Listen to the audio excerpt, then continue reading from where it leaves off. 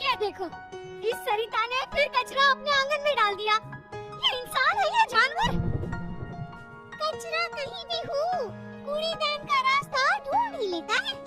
तुमने मेरे घर को कूड़ेदान कैसे कहा? है? वैसे ही जैसे तुमने मेरे परिवार को जानवर कहा।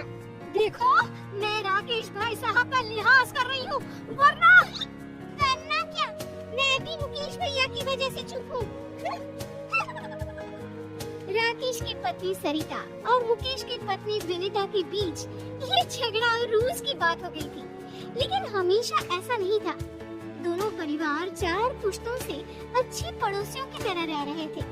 राकेश और मुकेश दोनों एक साथ ही बड़े हुए और बचपन से अच्छे दोस्त रहे। शादी के बाद दोनों की पत्नियां भी सहेलियां बन गई, लेकिन धीरे धीरे दोनों में मनमुटाव हो गया, जिससे माहौल बदल गया। तब से ना चाहते हुए भी बचपन के दोस्त दूर हो गए। देखा, आज फिर उस सरिता ने हमारे घर कचरा फेंका। ये हवा चल रही है, कहीं से उड़कर आ गया होगा। मैं कैसे पता कि सरिता भाभी ने फेंका है? अरे जिस चिप्स का पैकेट मेरे सामने उड़कर आया, वो वही तो खा रही थी। अरे ये क्या बात हुई? अरे चुप रहो, तुम कुछ नहीं समझते। सुबह सुबह लड़ने लगती हो। तुमने देखा नहीं शुरू किसने किया था? कुछ भी बोलेगी तो क्या मैं चुपचाप सुन लूंगी?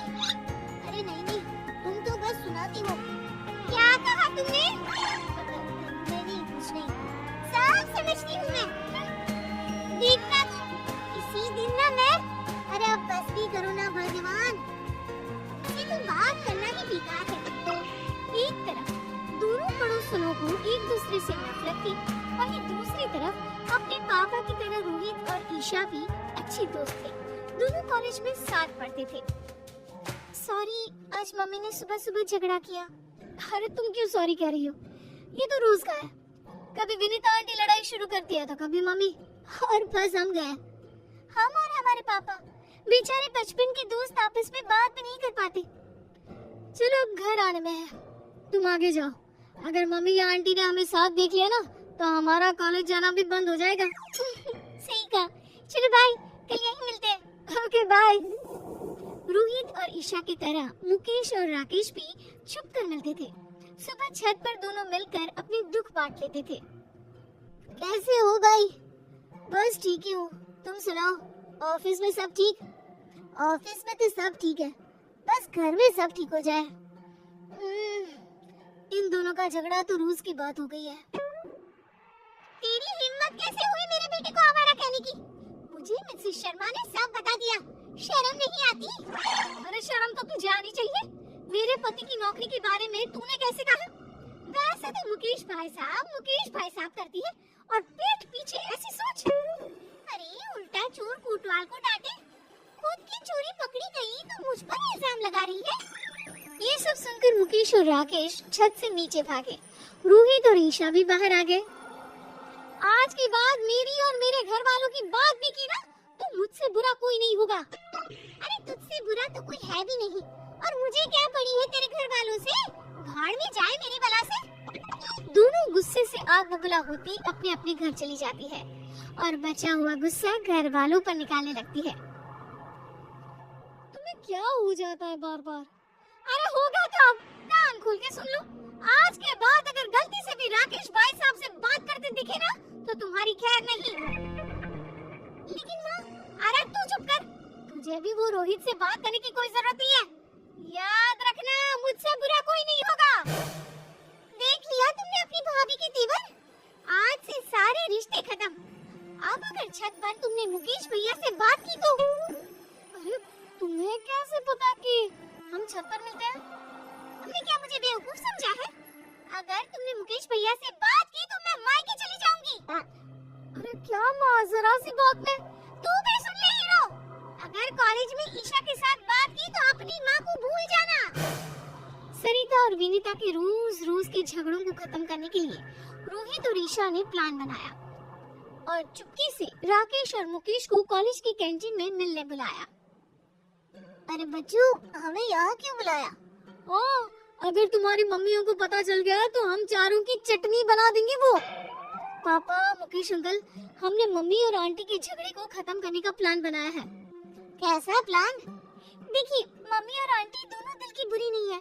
दोनों के झगड़े का कारण थोड़ी गलतफहमियां और बाकी चुगलियां हैं। आपने सुना नहीं था, मम्मी को विनीता आंटी और विनीता आंटी को मम्मी के खिलाफ वो शर्मा आंटी ने ही तो भड़काया था। हाँ, विनीता तो बल्कि रोहित की हमेशा तारीफ करती है, कहती है इतना समझदार लड़का है, पढ़ाई में भी अव्वल है। सही कह रहे हो, सरिता भी तुम्हें अपना भाई मानती है, वो क्यों किसी से तुम्हारी बुराई करने लगी? बस पापा, इसीलिए हम चाहते हैं कि दोनों को एक दूसरे की अच्छाई का पता चले और झगड़ा भूलकर दोनों में दोस्ती हो जाए, ऐसा प्लान है। कल मम्मी मार्केट जाने वाली है और विनीता आंटी मंदिर, तभी सही मौका है। लेकिन करोगे क्या? यहाँ आइए। दोनों बच्चों ने राकेश और मुकेश को प्लान सुनाया।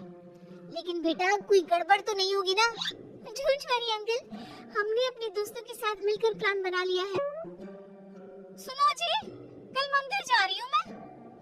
ठीक है, आराम से जाना। हेलो रोहित बेटा, तुम्हारी आंटी निकल गई है, ऑल द बेस्ट। सुनो जी, पैसे दे दो, मैं मार्केट जा रही हूँ। हाँ, टेबल पर रखे हैं और मैंने सामान की लिस्ट भी बनाई है, वो भी लेते जाना। बेटी ईशा, तुम्हारी आंटी निकल गई है, जरा ध्यान से। जैसे ही विनीता मंदिर से बाहर आई, उसने देखा कि वहाँ भीड़ लगी है और लड़ाई हो रही है। उस लड़ाई में उसे एक जानी पहचानी आवाज सुनाई दी। वो तुरंत पास गई। आंटी आ रही है, चलो नाटक शुरू करो। अरे पैसे तो देने ही पड़ेंगे, तुम्हारी वजह से हमें चोट आई। देखो, एक तो तुम रॉन्ग साइड आ रहे थे, ऊपर से एक बाइक पर 3 सवार, स्पीड तुम्हारी ज्यादा थी और इल्जाम मुझ पर। गलती किसी की भी हो, पैसे तू ही देगा, और ना दूं तो आज मार मार के तेरी हड्डियां तोड़ देंगे और तेरी ये बाइक भी। देखो, मैं पुलिस को बुलाऊंगा। तीनों लड़के रोहित के साथ धक्का मुक्की करने लगते हैं। ये देखकर विनीता बीच झगड़े में कूद पड़ी। बंद करो ये, तुम्हारी हिम्मत कैसे हुई इसे हाथ लगाने की? मैडम, आप बीच में मत आओ, इसकी वजह से हमारी गाड़ी टूट गई, अब हम इसको तोड़ेंगे। मैं इसे अच्छे से जानती हूँ, ये कभी गलती नहीं करता। गलती तुम्हारी होगी, अब भागो यहाँ से वरना पुलिस को मैं बुलाती हूँ। नहीं, पुलिस नहीं, अरे भागो यहाँ से। थैंक यू आंटी, आपने बचा लिया। अरे बेटा, तू मेरे बेटे जैसा ही तो है, तुझे चोट तो नहीं आई ना? नहीं, मैं ठीक हूँ, आप जो वक्त पर आ गई। अरे बस भी कर, चलो मैं आपको घर ले चलता हूँ। अच्छा ठीक है बेटा, लेकिन अपनी माँ को मत बताना कि मैंने तेरी मदद की। सरिता एक दुकान में सामान खरीद कर वापस जा रही थी, तभी उसे एक आवाज आई। छोड़ो मुझे, हाथ मत लगाओ। अरे ऐसे कैसे छोड़ दे? बचाओ, बचाओ। सरिता ने देखा कि ईशा को कुछ गुंडे छेड़ रहे हैं। आंटी ने देख लिया? हाँ, तू एक्टिंग शुरू करो। आज अकेली मिली है, अब बच के कहाँ जाएगी? ये सब देखकर सरिता ईशा को बचाने के लिए दौड़ी और अपनी चप्पल निकालकर उन्हें पीटने लगी। अरे कम वक्तो, रुको जरा, बताती हूँ तुमको। ये। भागो यहाँ से। अरे रुको, अभी तुम्हारी अकल ठिकाने लगाती हूँ। भागते कहाँ हो? रुको। जाने दीजिए आंटी, वो भाग गए। थैंक यू, आपने मुझे बचा लिया। अरे मेरी बच्ची, तुम ठीक तो हो? मैं ठीक हूँ आंटी, आप जो आ गई। वो तो भाग गए, वरना मेरी फूल सी बच्ची को छेड़ने वालों की तो टांगे तोड़ देती मैं। चलो आंटी, घर चलते हैं। बेटा, तू अकेली कॉलेज मत आया जाया कर, रोहित के साथ ही रहा कर। जी आंटी जी, और अपनी माँ को मत बताना। सब कुछ प्लान के मुताबिक चल रहा था और प्लान के हिसाब से सरिता और ईशा, रोहित और विनीता एक साथ घर पहुँचे। राकेश और मुकेश भी बाहर ही खड़े थे। अरे रोहित, तुम इसके साथ? ईशा, तू इसके साथ कैसे आ गई? तब रोहित और ईशा ने अपनी अपनी मम्मियों को बताया कि कैसे आंटी ने उनकी मदद की। सारी बातें सुनकर दोनों की आंखों में आंसू आ गए। सरिता, थैंक यू, तुमने मेरे बेटे को बचा लिया। मैं तुम्हारा एहसान जिंदगी भर नहीं भूलूंगी। एहसान कैसे बहन? ईशा मेरी बेटी जैसी है, और तुमने भी तो रोहित को बचा लिया। अरे कैसे नहीं बचाती, हमारे घर के लड़के को कोई ऐसे ही हाथ लगा लेगा क्या? मुझे माफ कर दो विनीता, मैंने तुम्हें गलत समझा। अरे गलती तो मेरी थी बहन, मुझे माफ कर दो। देखा सरिता, दिल की बुरी ना तुम हो ना विनीता, दोनों ने आज एक दूसरे के बच्चों की मदद की। हाँ, और तुम्हारी लड़ाई का कारण था गलतफहमी और वो मिसेस शर्मा की चुगली। हाँ, अगर हमने बाहर वालों की बातें मानने की बजाय आपस में शांति से बात की होती तो कभी लड़ाई ना होती। हाँ, अब से हम कभी नहीं लड़ेंगे। आखिर पहला सगा पड़ोसी ही तो होता है। उस दिन से दोनों में दोस्ती हो गई। अब मंदिर हो या मार्केट, दोनों साथ साथ जाती।